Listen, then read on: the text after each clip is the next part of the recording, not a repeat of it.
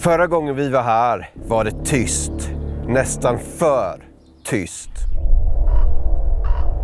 Kolbäcksån i Smedjebacken, ett vatten där en gädda över 16 kilo har fångats.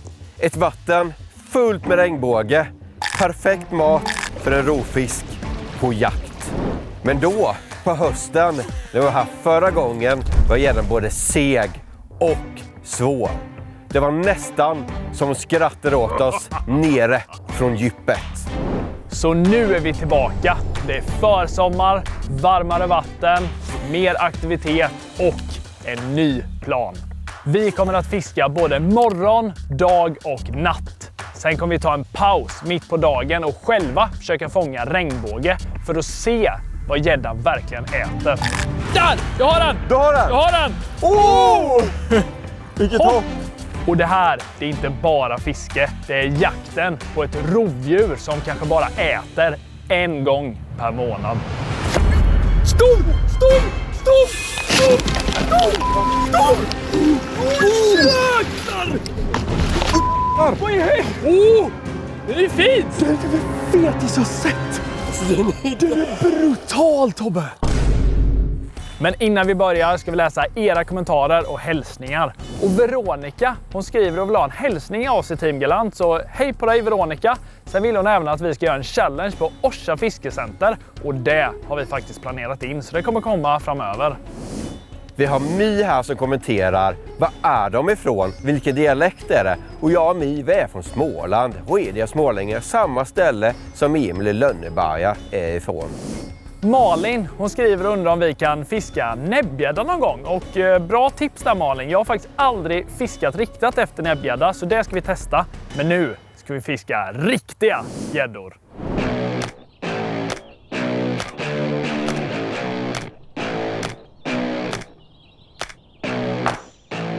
Vi har anlänt här i Smedjebacken och rampat i min VG-båt igår kväll. Men vi har tråkiga nyheter och stött på ett problem.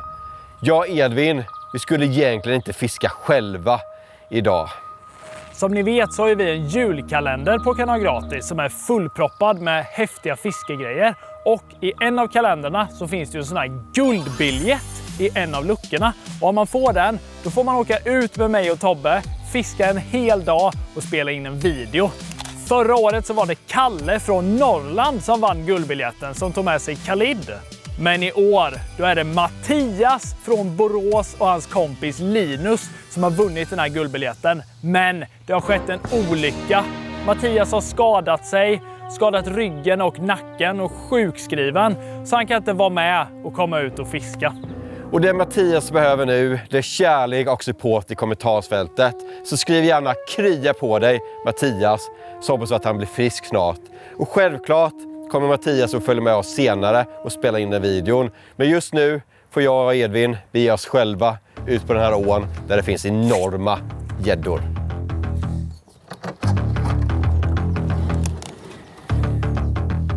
Så här taggad är jag nu, det har jag inte varit på riktigt länge. Alltså månader av planering för det här fisket. Och nu är vi här och ska snart börja fiska. Det är väldigt mycket betesfisk också som har så här plaskat upp i ytan och grejer. Så det, ja, jag har mycket bättre känsla nu än förra gången. Och för att minska risken av att trampa av spötoppar och även få mer plats i båten så har vi skaffat det på sådana här spöhållare och fästen från Q-Ergo. Och det är ett nytt företag här på marknaden som är från Polen. Och de har kvalitativa spöhållare, fästen och allt möjligt som gör båtlivet lättare när man är en sån här fiskebåt. Men vi kan visa hur de fungerar lite senare, för nu gäller det att ha betet i vattnet för att fånga den där stora gammelgäddan. Innan vi åkte hit så tog jag och min flickvän och designade en massa nya heta färger i fotofish. Och den här riggar upp tidigare på kvällen som jag tror är extra het för det här fisket. Och det är en fat nose som ska likna en liten sån här betesfisk. Och jag har faktiskt fått lite fisk på den här tidigare. Och det är perfekt byte nu så här på våren. Så sådana småfiskar och allt möjligt går in nära land och på sådana här kanter bland näckrosor och allt möjligt. Så den här kommer fungera klockrent.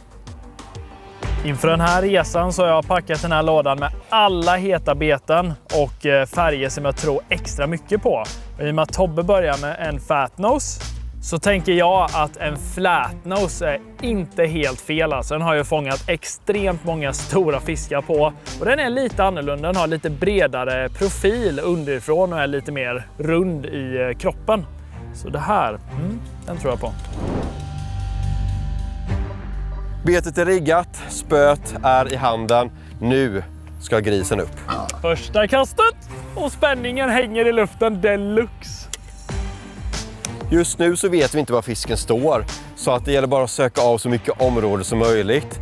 Och får vi något hugg på något ställe så kan vi nöta det lite mer, men nu gäller det bara att söka och söka. Jämför man med hösten när liksom gäddorna samlar ihop sig i djuphålor så är det helt annorlunda nu när vattnet är ganska mycket varmare. Så jag tror att de är ganska utspridda. De kan stå mycket längs kanter och gömma sig vid växtlighet och sådär. Så nu gäller det bara att fiska av mycket yta, så tror jag vi kommer liksom knäcka någon kod eller hitta något mönster för hur fisken står.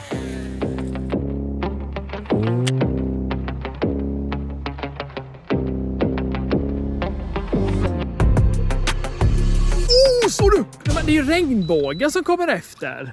Det är liksom de som äter regnbågarna jag är ute efter, inte själva betesfisken liksom. Men att de ger sig på den här stora, så den är riktigt hungrig. Jag kanske trodde det var en bror så här och så var han färgblind då. Det här är ju inte regnbågsfärg på, men jag vet inte. Ja, inga gäddor än.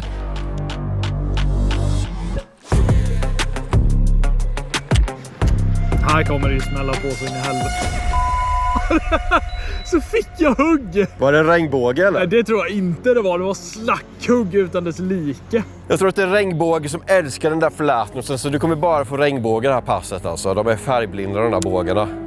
Det där var ingen regnbåge kan jag säga, för det var stenhårt hugg. Nu har jag fått gädda på den här innan så jag kan liksom inte se några huggmärken. Men det var ingen betesfisk. Nu klarnar det faktiskt upp lite och solen tittade fram, och det tycker jag inte är jättehett när man ska fiska stora gäddor. På hösten så tycker jag att de kan hugga lite mer över hela dagen när det är ljust ute. Men på sommaren så tycker jag det är allra bäst att fiska i gryning och i skymning. Men det är väl bara att nöta på, och sen så har man betet i vattnet när den heta perioden börjar. Ja då. Är det en sån fyrre? Ja, det är det. Det gör ingenting. Det är en gren som... Nej, det är det inte. Jo. Det rörde sig nyss. Kolla, det är en fisk. Ja, det är det. Det är en gädda som var mindre än regnbågen som jag hade efter. Ja, vi kom hit för att fiska enormt stora gäddor. Och Mattias, än så länge så kan du ligga lugn i sjukhushängen för att du missar inte så mycket så att säga. Jag får gå tillbaka snabbt här bara. Alltså, den är inte stor. Vi brukar köra med jiggar ibland som är sådär stora. Glupska är de, det är vad de är.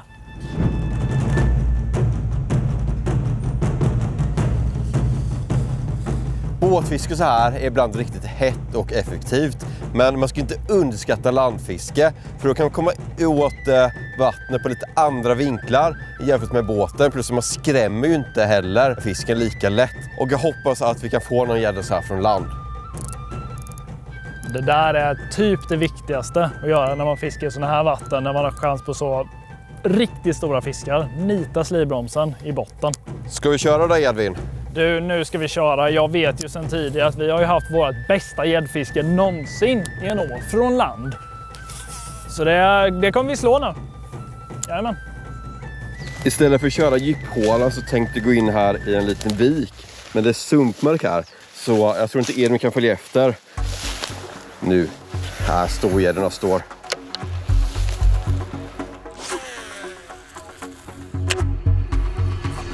Nej, var det en gren där? Nej, men nej. Det här är ju en av nackdelarna av att fiska från land. Nu kastar jag över på andra sidan, landar precis vid kanten, riktigt hett. Ja, då ligger det ju en gren precis där som jag fastnar i, och nu kan ju inte jag komma åt den. Hade vi haft båten kunde vi åkt och hämtat den. Jag pallar verkligen inte knyta om nu, jag vill fiska. Jag kom loss! Jag kom loss, alltså det gäller att ha bra lina, och det har jag. Jag är riktigt stark.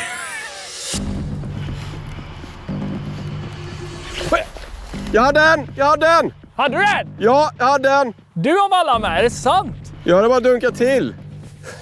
Jag hade ett litet hugg där inne i sumpviken, Edvin. Ser du här? Ja, han är ju köttad där ju. Uppkyttad. Det var ju en i alla fall. Ja, men det var liksom inget hårt, det var bara som att det var en liten typ 2 kilos. Som smaskar på den. Ja, det är inte lätt där. Men vi tar väl och beger oss vidare. Ja, det är bara fisk av.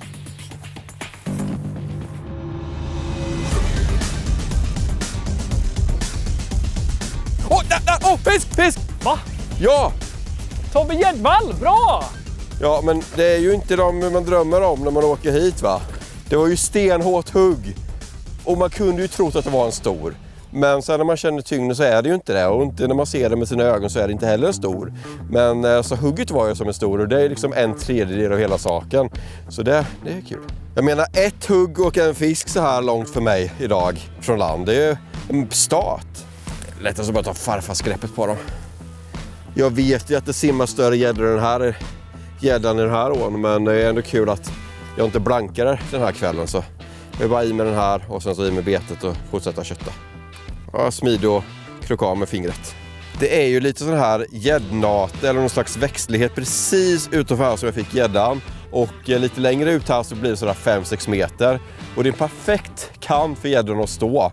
Så det är bra att vi kan ha hittat något ställe som det står lite gädda på nu då.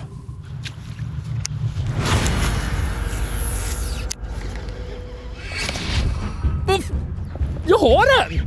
Jag trodde det var gräs jag skulle rycka bort. Så bara satt en gädda på.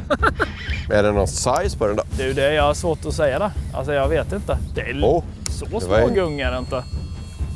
Ja, det är en gädda i alla fall. Vad gör du? Den släppte. Jag vill inte få jiggen i huvudet så jag släppte också. Men det gör ingenting. Alltså, jag är ju baktung med den här väskan på mig. Det är det. Så, nu är jag fri.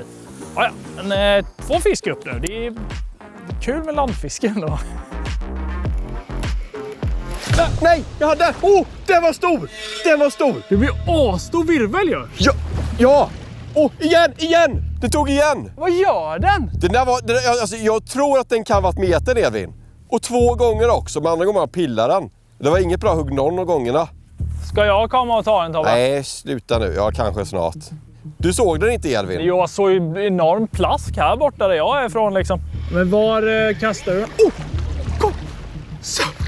Det stod en gädda här inne på typ 2 centimeters djup, så går det som en plog. Det verkar så grunt idag. Så det säger ju ändå någonting. Och jag har ändå kastat mycket på det djupa. Jag har knäckt en kod här. Pusslat tillräckligt här. Plog! Så du!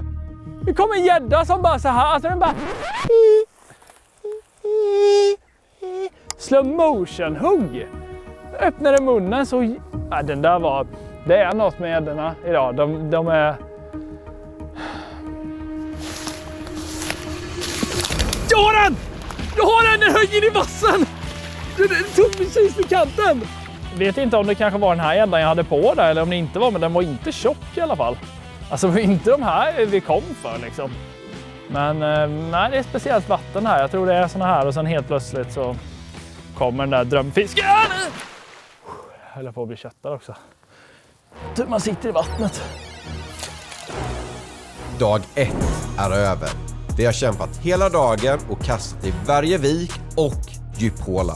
Småfiskarna har varit med oss, men den vi söker, den riktigt stora, lyser med sin frånvaro. Vi hade kunnat fortsätta, men ibland krävs det något mer än envishet. För att öka våra chanser väljer vi att göra det som känns mest ovant. Åka hem. Några timmar sömn, nya krafter. För imorgon klockan 05.00 är vi tillbaka och jakten börjar om. Det är något speciellt med att gå upp så här tidigt på morgonen. Solen har inte ens gått upp och sen så känner man i luften att det finns chans att gäddan är vaken och även huggvillig. Ja, Tobbe, det här är väldigt speciellt. Speciellt när man har gått upp vid astidigt och sen fiskat skitsent. Det är en speciell känsla. Alltså. Jag skulle inte säga att det är bra, liksom, men det är dåligt. Det är så det är när man är storfiskare. Nu får man inte sova någonting. Det är faktiskt så det är. Är det stor gädda så får man ju ge det lilla extra.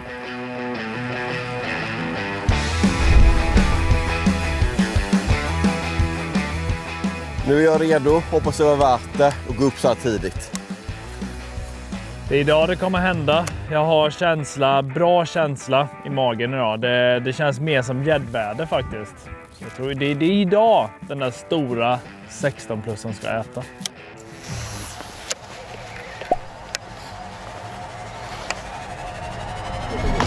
Åh jävlar! Vad är det? Va?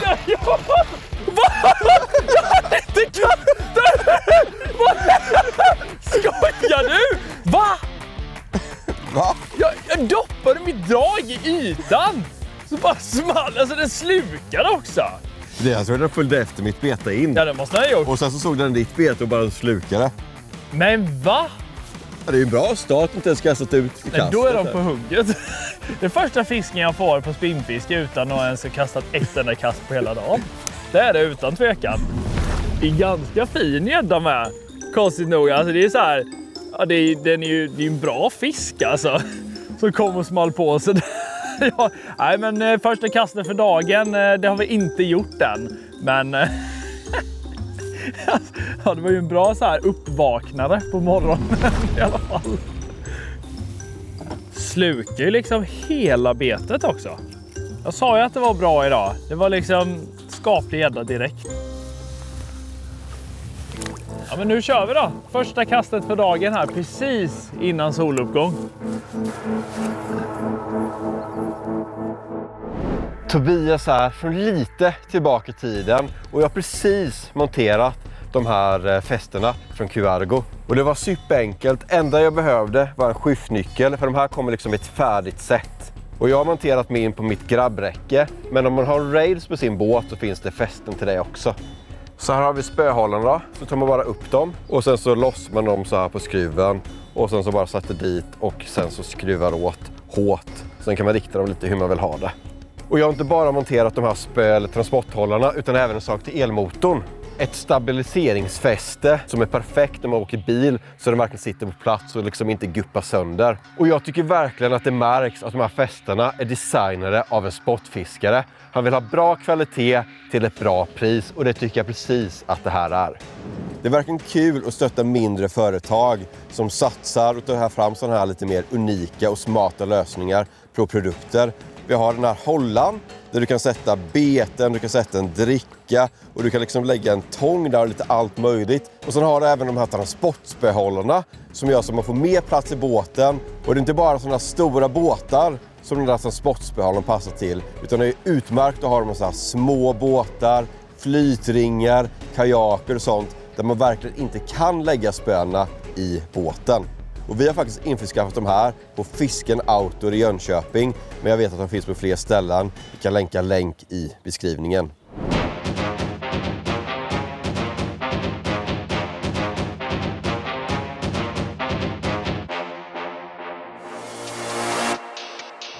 Där! Åh, stor! Är det? Den går åt sidan. Åh, den är stor! Nej! Nej! Skojar du? Den är kvar! Den är kvar! Är kvar? Den är kvar! Oh! Den är fin! Den är jätte... Vad är den på med? Jag vet inte. Är det hov? Ja! Nej, det behöver inte ta hov. Jag fattar inte vad som hände. Vad höll den på med? Ja, den bara försvann. Den gick emot dig typ. Ja, jag vevade på som tusan. Ja, jag har den. Och den är tung. Åh, jättetjock. Så det här är ju sådana man vill ha. Fast tänk den här i typ 10-20 cm längre. Då vet man att den väger.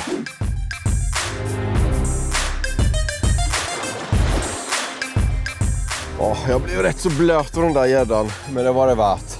Väldigt konstig fight måste jag säga. Måste ju simmat rakt mot mig och sen även jag vevade snabbast så jag vet inte riktigt vad som hände. Men upp kom gäddan och nu känns det bra igen. Där! Vi verkar ha hittat de här längs en liten grundade vasskant där. Tobbe nitar ju och nu har jag nit med. Jag tror den är lite bättre. Jo då, det är den. Den är också fin ju. Den är ju som min. Ja, det är den. Den är fin. Det är bra snitt också på dem. Den är asgrov alltså. Den är det. Ja, det är den. Jag tycker alla här har varit grova. Kolla gäddan. Den här är riktigt fin och nu är det, alltså flatnosen gör jobbet på riktigt alltså. Funkar riktigt bra här.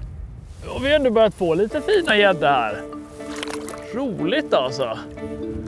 Så här på försommaren så funkar den här vanliga flatnose 19 cm riktigt bra alltså på såna här efterleksgäddor som är hungriga på att äta upp sig i vikarna. Den är ju lite så här, den har ganska stor paddel så den gör mycket vibrationer i vattnet, mycket rörelse. Så gäddorna liksom vaknar till liv på riktigt. Så det är ett bra tips om ni ska ut och fiska lite sån här försommargädda.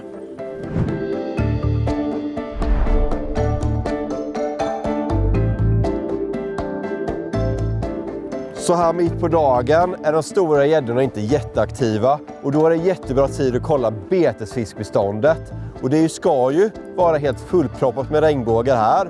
Och fångar vi nu betesfisk så vet vi att gäddorna har att käka. Däremot skulle vi inte få någon betesfisk. Bevisar du att gäddorna har käkat och är supertjocka? Ja, det är en bra fråga Tobbe och vi har ingen aning. Men jag tänker att inget skadar av att se hur mycket betesfisk det finns. Nej. Nej. Så vi tar väl och kastar i den här lilla spinnarskeden och ser om det är någon regnbåge hemma. Regnbågsfiske är ju inte jätteavancerat alltså. Det är bara att kasta ut skeddrag eller en spinnare. Det är det vi brukar fiska med. Låter man det sjunka lite och sen bara vevar man in. Lagom tempo, inte för snabbt, inte för långsamt. Kan lite spinnstopp ibland, rycka lite. Sen är det bara att fiska av mycket vatten och bara kasta sig framåt. Så ser man om det är någon fisk på stället. Där, jag hade den! Jag hade ett hugg! Jag hade ett hugg Tobbe. Andra kastet så bara högg det till någonting så här. Alltså det var inte stenhårt, det var mer som att det var någon där bara och smakade lite. Men det var en kontakt. Kolla, den gjorde så. Ja, nu hängde den upp sig, men den hade liksom hängt upp sig där. Det betyder att någon har fisk har slagit till betet liksom. Jag hade den! Ja, nej, men det är ju mycket här då ju. Där! Nej, jag hade också igen! Det kanske är mörtstig. Där! Nej. Kan inte ens få regnbåge, Tobbe. Vad har hänt med oss? I och för sig är det ingen nyhet att jag tappar alla hugg jag får, men Tobbe. Där! Jag har den! Du har den! Jag har den! Tobbe! Är den bra? Jag har nitat betesfisken till gäddan. Ja, den går tungt in till kanten. Vill du ha hov? Jag vet inte. Vi får se här hur fin den är. Det gör inte så mycket för att vara en regnbåge faktiskt. Jag gäddar har fått. Nej, det kanske är en gädda. Eller abborre, gös. Det är Där regnbåge! kommer. Det är regnbåge! Wohoho! Nu lever den! Den behövde bara vakna till ju. Tobbe, det är precis som du på morgonen. Så här, Ja, först är du lugn och sen hoppar du bara. Fast inte mosse kan jag säga det. Då hoppar jag inte sådär. Alltså storleken på den här regnbågen, den är typ, jag skulle säga, 1 kilo. Det här är en perfekt matbit för en sån här stor gädda att äta. Kom hit! Kom hit bågen. Ska vi se, blöter vi händerna här. Och ett känsligt slemskikt om man ska släppa tillbaka den så gäller det att vara försiktig med den. Så här ser den ut. Det här är gäddans föda här, eller de stora gäddorna åtminstone, som vi är ute efter. Du måste släppa tillbaka den ner nu för att den ska bli gäddmat. Ja, exakt. Det är därför jag tar det försiktigt med den. Sådär. Får du gå hem igen. Oj. Han var glad att sticka. Nej, jag har den! Är det krutpaket på gång, eller? Ja, jag vet inte. Jo, Jo, det den är ser lite ut så. bättre. Den är lite bättre. Inte för stor för gäddmat, men den kan inte den ultimata gäddmaten. Men maten är hemma, det kan vi konstatera. Det. Ja, det här är gäddskafferiet. Jo, den är jättebra gäddmat. Det är jättebra gäddmat, Elvin. Vilket hopp! Det här regnbågsfisket är ju för kul. Perfekt avbrott här när man är i Smedjebacken, fiskar stor gädda och sen så hugger de inte mitt på dagen. Kör lite regnbågsfiske och sen så är man pigg och allat igen tills kvällsfisket. Hej då regnbågen, åk iväg, ha ett bra liv tills du blir uppkäkad av en stor gädda. Team Galant från framtiden här för att berätta om en riktigt rolig nyhet för er som bara älskar att meta och är mellan 7 och 12 år. Nu kan du ansöka till Team Galant Multimeter Cup. Det är en ny, spännande och rolig metertävling för barn som blir en del av vår nya programserie på Kanal Gratis YouTube-kanal under 2026. Om du blir uttagen får du tävla mot andra barn i din egna ålder framför kamerorna.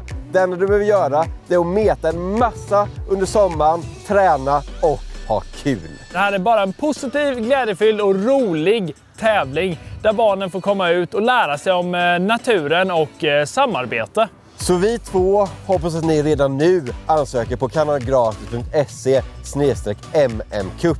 Hoppas att vi ses på Sportfiskemässan 2026 för det är där första uttagningstävlingen kommer att vara. Efter en trög start på gäddsatsningen börjar saker att hända. Dag 2 gav oss äntligen några bättre fiskar och något hände med självförtroendet. Vi tog en paus, bytte fokus och lyckades lura 2 regnbågar. Där fick vi svar, en glimt av vad gäddorna jagar just nu. Och ibland är det just de där små detaljerna som gör skillnaden. Vädret har ändrat sig lite och ett lågtryck har dragit in och regnet hänger i luften. Trycket känns rätt. Det är som att något är på gång. Vi bestämmer oss för att ge det en chans till. Nöta av och kasta på ställen som gett de största fiskarna hittills. Stor! Va? Ja! Är det? Ja, eller jag vet inte men den är inte liten. Ska jag ta hoven? Ja, det kan du nog ta. Den är rätt. Och jag vet inte, alltså den går bara tungt. Alltså. Då kan den vara bättre. Den kan vara bättre. Den är fin, den är fin! Jäklar! Vilken tjockis! Det är det fetaste jag sett!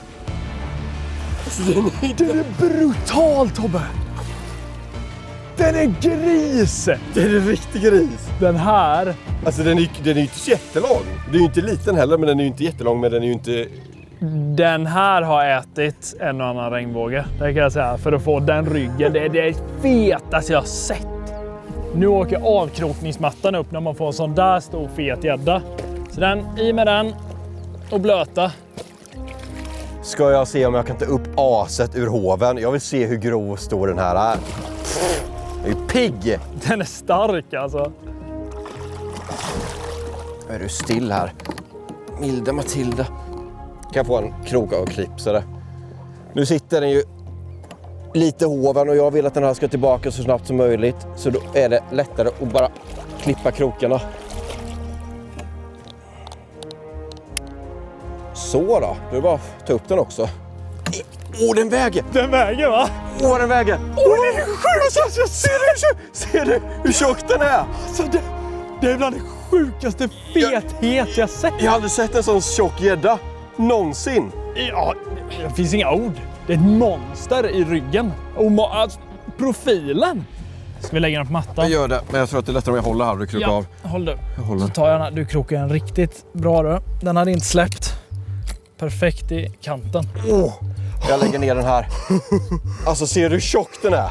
Det här kan jag säga att den här orangea färgen här, det här är regnbågspigment. Alltså den har ätit så mycket regnbåge så jag har fått en speciell färg. Jag vill verkligen se hur lång den här är. För att jag vet, får man en som är så tjock så kan man förvrida sig lite och tro att den är kortare eller längre än den faktiskt är. Så den ser ju inte jättelång ut, men jag tror att den kan vara längre. Måttbandet ska in nu. Ja. Det är redo. Helt. Vad är det för ljud den här? Sanningens ögonblick då. Nu är den här. Och den är ganska lång. 102. 102 är det. Då har den bra vikt. Fram med den berömda Ikea-pösen. Nu är den blöt. Den är ju julmotiv här, för det är meningen att man ska väga julegrisar. Ja, så det gör vi nu. Vi nollar med den på så blir det rätt vikt på en gång. Nollad. Noll med påsen. Så i med gäddan. Edvin, vill du få äran? Jag kan ta äran. Jag vet inte om jag kan lyfta den här. Alltså den är så fet.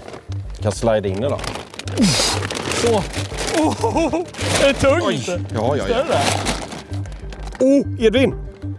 Alltså det där måste vara det tjockaste du har fått av mig. Är det 9? Ja, vänta jag håller. Hjälper till. Ja, det är det.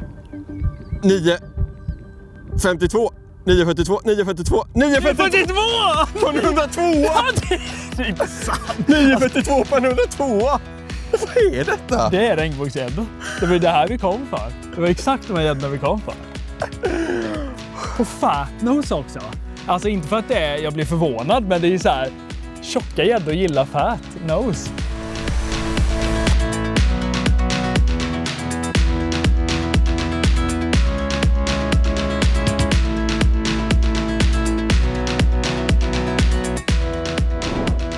Vilken grov gädda. Alltså den är både grov, tjock och allt möjligt. Och simmar iväg som en svensk köttbulle från Ikea. Det var den här fatnosen som min flickvän har designat till Fotofish som gjorde det. Det här kommer vara, jag kommer ta av den här nu från mitt beteslås och spara den här. För jag har bara den här färgen och en sån stor fisk på sånt här bete vill man spara betet på. Så jag får se vad jag hittar för någonting nu och sätta på, men jag är så nöjd. Stort grattis Tobbe, du får nästan en kram för det här. Alltså det är bästa känslan som finns när man gör en så här, ska försöka fånga en stor gädda och lägger mycket tid och tankar och planer och så lyckas man alltså. Det är så nice. Men nu vill jag fiska. Kastar jag ut ännu en gång och det känns som att gäddgudarna ler åt oss idag och de bara visar en fin solnedgång med solstrålar där i bakgrunden. Jag kan säga så mycket som att en sån där stor fisk, den kommer sällan ensam. Alltså när det väl är stora på gång i taget, då kan det hända att man får ännu fler stora. Så det känns som att någon har dragit på knappen idag. Alltså jag tror det gäller att nöta nu in i mörkret alltså, för det kan ge ännu större fisk. Stor! Stor! Stor! Stor! Stor! Stor! Jag har ingen aning hur stor, men det var sjukaste spögungen. Jag såg det. Du kommer. Ja, den är stor men inte så stor Edvin. Den har längden men den har inte din fethet. Har den, för att den är stor, den är fin. Jo, den är inte liten. Den är starkare än din. Jo. Fan, alltså min puls där, jag tror det var 15 plus nu. Alltså, jag har den. Alltså det var så sjukt. Men alltså såg du Tobbe? Ja, jag smällde så här. Jag tänkte, nej det var en stock. Och sen började stocken röra sig. Alltså jag såg, det var helt sjukt. Det var helt tvärstopp. Alltså jag trodde också att det var så 10 plus. Det var helt sjukt. Men det är ju en stor gädda också. Jo. Men efter din feta gris så är det ju liksom inte wow. Men ja. Starka så här års. För att den här är fin med. Jag tyckte den var smal, men den är skitfet och grisig också. Och det är att jag är van vid Tobbes stora gädda han fick. Så kändes den här smal, men den är inte smal. Den är bra Tobbe, den är tung också faktiskt. Men jag vill fiska så vi tar inte och väger den här. Jag kan komma och hjälpa dig med hantering. 1, krokaden och 2. Där då. Ja, det var ju lätt. Tar du måttband? Nu blir det faktiskt speedljud. Ja, getinggädda. Ett snabb mått vill man ändå ha. Det är ganska smidigt så här att göra. Så. Jag har nollan där. Då är den här inte så lite. Är det inte det? Den är 97.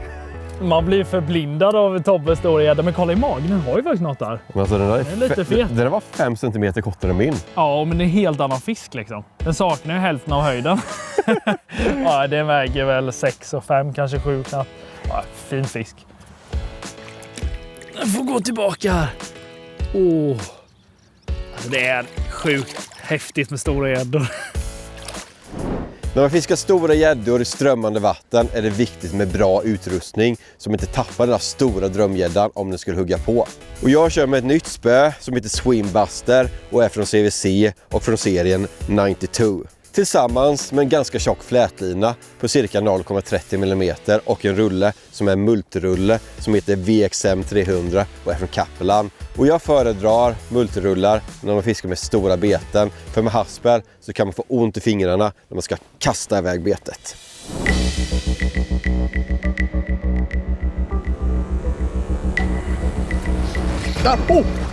Du, vilken attack eller? Oj, jag har den! Sjukaste attack! Det är inte så liten. Nej. Sjukaste attacken! Det där var sjukt. 2 gånger var den på. Och så fick jag den andra då. Nej, titta. Vad de håller på. Det är ju action på kvällsfisket här på den. Det där är också en riktigt fin gädda faktiskt. Men de ser så små ut. Ja, men ta inte så stora direkt då. Eller direkt, men liksom låt det komma först. Som sagt, man blir ju väldigt bortskämd. Jag tror den här är nog 90. Ja, den är väl 90. Och tjock, den väger nog 5 kilo. Och jag bara är liten. Man blir bortskämd fort när man får en stor. I med dig, lev ett bra liv. 3 sista gäddor. 3 tydliga bevis på att det lönar sig att hålla ut. Vi har kämpat i nästan 2 dygn. Från småfisk till regnbåge till jakten på den stora och till slut fick vi det vi kom för. Nu lämnar vi vattnet. Trötta, nöjda och med några minnen rikare. Det blev inte många, men det blev rätt fiskar. Snacka om en riktig revansch från förra gången vi var här alltså. Den där fina gäddan, det var riktigt skoj. Och vill ni se fler sådana här storsatsningar efter stora gäddor så måste ni gilla och prenumerera, så vet vi det. Sen vill jag tacka Sportfiske Smedjebacken för att de lät oss fiska i deras fina regnbågså. Om ni vill komma hit kan vi länka deras hemsida i beskrivningen. Ha det bra alla storfiskare, så ses vi. Nu blir det bortklippta scener. Aj, aj, aj, ah! Mina fingrar, jag köttade. Jag kan säga så mycket som så här att en olycka kommer sällan ensam. Jag och Tobbe, vi är 2 personer. Nej. Och det här är bra, det blir som GTA typ, så här, man går runt och snor en bil typ.